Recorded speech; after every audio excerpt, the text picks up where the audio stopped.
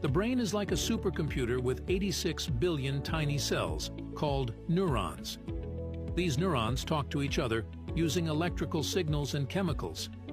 When you think or do something, like moving your hand, a signal starts in one neuron. This signal is like a tiny electric zap. The neuron then sends the signal to the next neuron using special chemicals. These chemicals jump across a tiny gap between the neurons, called a synapse.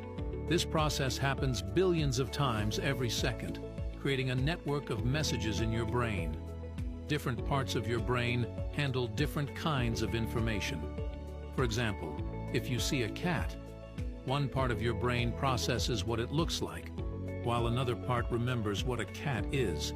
The brain is like a super smart computer, working really quickly to help you understand the world, move your body, and even feel emotions.